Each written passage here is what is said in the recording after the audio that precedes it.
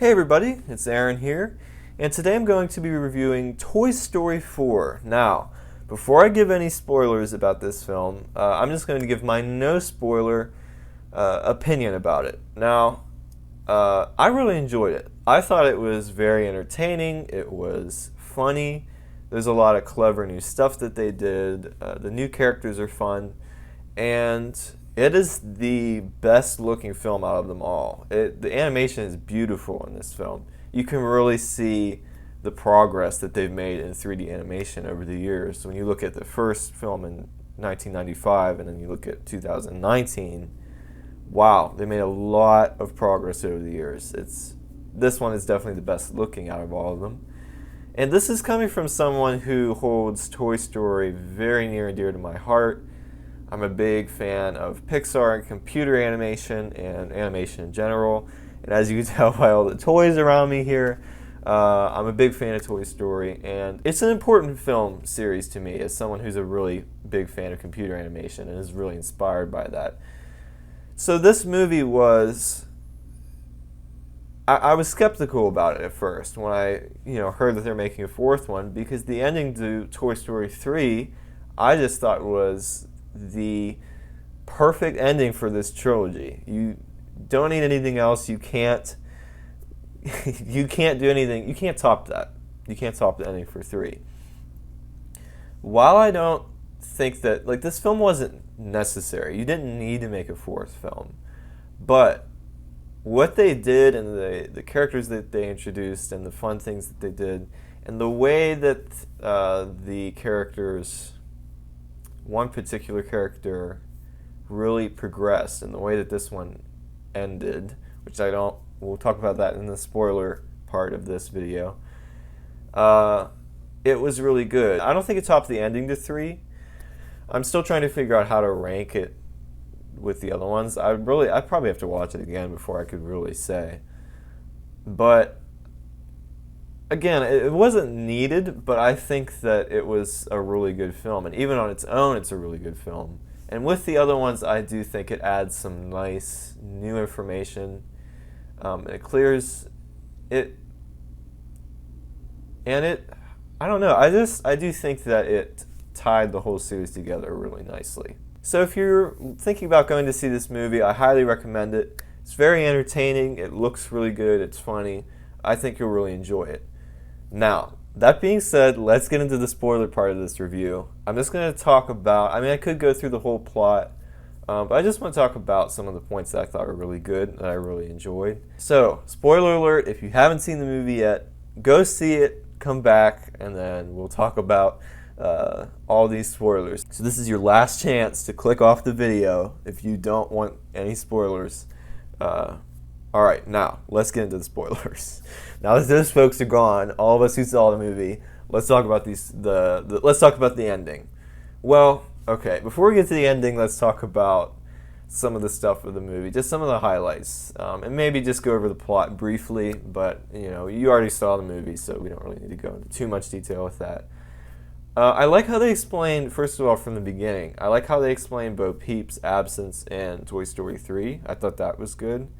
That's the only thing I'd say that we didn't really get in Toy Story 3. That's the only thing that really needed to be cleared up. And it certainly needs to be cleared up for the rest of the film. So I thought that was good. I really like how they transition. They show you Andy growing up, and then that last scene from Toy Story 3, him giving the toys off to Bonnie. They catch you up really well if you didn't see the other movies, or maybe if you haven't seen the other movies in a while. This has been 9 years since Toy Story 3? So they did a really good job with that, and I liked that. I think that it's primarily about Woody. Every Toy Story film really is about Woody, if you think about it. And I realized something when talking about this movie that I didn't think about before, but this movie is kind of like the first one, but this time Woody has matured a little. It's a little bit like that because of Forky coming into play, and Woody. I feel like in this film Woody's really coping with the fact that Bonnie is a different child than Andy, and Bonnie's going to grow up differently than Andy, and she's going to have different favorite toys than Andy had. So Woody's not her favorite, but Forky is. And it just makes me think of the first movie, because when Andy got Buzz Lightyear, and when Buzz became Andy's favorite toy, we saw that Woody became jealous, and they got, basically the whole first Toy Story movie is them, they get lost, they come back home, but this one is like, now that Woody has matured, now Forky's taking his place, in a way, you could say. But now he realizes that he might not be the favorite toy. He learned from the first one, and the second and third that more stuff happened, but it's like he learned now, and so he's faced with the same problem he was in the first movie, but now that he's matured, he knows how to handle it correctly, and so we're taking another direction, which I didn't really think about that before. The new characters, I thought were good. I think that one thing that did put me off a little bit was that the side characters didn't talk as much from the first movie, like Ham and Slinky and Mr. Potato Head and Rex. They had like 1 or 2, 3 lines, but aside from that, they didn't really have a big role in the movie, which even the characters from the third movie that reappeared in this one, they didn't really say much. They were there, but the focus really wasn't on them. But it just kind of was, I don't know, in every movie they seem to have this well-rounded, everybody was a part of it. But this one, they really didn't have a big role in it. But for the way that this movie was in the plot, I think that was fine. I don't think that was a negative for me. It's just the way that they didn't have enough time to really focus on these other characters. The doll, I don't remember what her name was, but this doll that wants Woody's voice box, at first, you get it pretty clear that, okay, she's going to be the antagonist. She's the villain. But the film gets you to sympathize with her. And that she just wants those special moments that Woody had. And she really does not end up being a villain, which kind of surprised me, because it looks like from square one, and even the way that they had the promotional posters and everything, like she's the villain. But she wasn't, and in the end, she actually has a nice, happy ending, going with that child and finally having what she always wanted for so long. But I thought that was an interesting twist to what I kind of thought would happen when you first meet her. It's like, oh, villain, but actually no. There's some new things that they did that definitely pose questions about how these toys actually work. Forky, for example, who previously could not speak or was not alive, whenever Bonnie, puts eyes in a mouth and then writes her name on his shoes, which were just like popsicle sticks, then he's alive. So I could just see like some of like the Super Carlin brothers doing a video about like what makes a toy and what makes a toy alive. Like I could just see some theories about that. I also really liked it's just clever, the inner voice thing where Buzz is using his own voice box sort of as his conscience. I thought that was clever. And again, just some of the things with the new characters, their designs, the different types of toys was clever as well. And another thing I noticed was the musical score really called back a lot to the first and second movies, particularly. Especially the first one. And at first I think that kind of was like, I was wondering if they were trying too hard to like recapture that music. But I think because the movie's so visually different than the other ones, I think the score quite often calls back to the other ones to remind you that this is a Toy Story film. And I really liked right off the bat with the Disney logo. The music just screams, this is a Toy Story movie. The story in this film I thought was really strong, and it just makes me think back to when this film was first in production.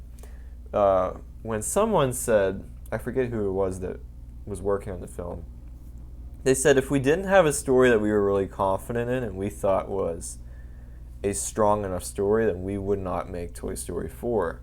So I always, while waiting for this film to be released, I was thinking, well, they must have a really good story, and I think they really did. There's a lot of work put into it, and you could just see it's really well thought out. And as someone that has written short skits and tried to make my own stories, it's not easy, and it takes a lot of just rewriting and redrafting, and just it takes a lot of work, and it takes time, and it's very difficult to really make a strong, powerful story.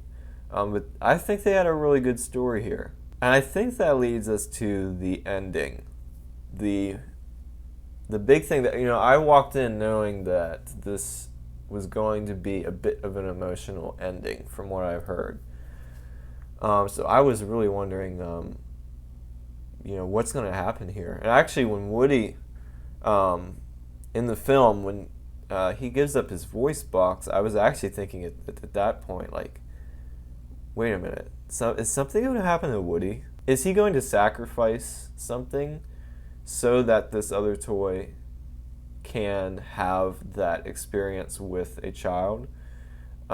Which he did, in a sense, with the voice box, and that's kind of what I thought, like, maybe the ending would be, was that he sacrificed his own self so that that toy could be loved. And but that's not quite where the ending went. And at first I was thinking, like, wow, whoa, like, where is this going to go? But it actually went. Bo Peep in this film she's out on her own, and she's been out on her own for many years, and so she's tough. She knows how to handle being out in the world as a lost toy. But she's free. Basically, her point to Woody was that if you're not Bonnie's favorite toy, and Andy's in college, like, maybe it's time for you to move forward and move on and be free. And in the end, and Buzz Lightyear from the very beginning, he could tell that Woody.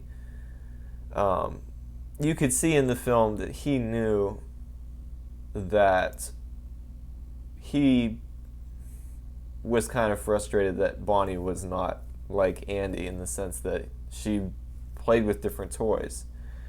And so, in the end, when Woody, Bo Peep and Woody are there, and the other toys, are heading back home to Bonnie, and he says goodbye to Bo. And Buzz is standing there, and he basically, he sees that it was so hard for Woody to say goodbye to Bo, and that he would be happier just being a lost toy with Bo. And that's when he just says that that's the best thing for him to do. And he just stays behind with Bo. And they, in that, it's an emotional scene where they part ways, but it's for the better for both of them. For the toys, they're still going to be with Bonnie, and then for Woody and for Bo being together now. But it's the ending, I don't know. It might not be the ending that a lot of people thought they'd see, or that a lot of people wanted to see. But it's the ending that they set up, and I think it was a great way to say, like, this is the last film. This is it. This is the ending. And I thought that it worked well. And I like at the end where someone says to Buzz, like, so Woody's a lost toy now? And Buzz says, no, he's not lost. And it was the whole film sets you up for that ending.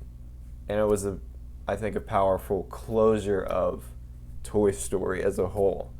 1, 2, 3, 4. I think unless they end up making another one, it seems like from what they've said and from the way that they ended this movie that is the end.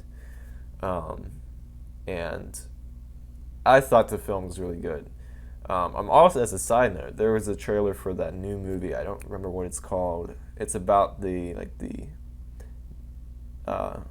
fairy tale characters like the dwarves and gnomes and fairies, but living today and in the modern day culture in the suburbs. And I'm actually really excited about that movie because I thought it looked really good and it was really clever, and it's good to see another original film from Pixar. But seeing that just kind of says that, knowing that they're kind of done with sequels for a while, that does say to me that, okay, this is the end. That's the final Toy Story film. But yeah, that was it. I think it was a really good movie. I enjoyed it. Again, it was entertaining, and I like how they just closed it all up. And I liked seeing Woody's character progress more in this one, and we see him come to more realizations in this one. Really good film. I recommend going to see it. I'm assuming you already saw it if you were watching the spoiler part.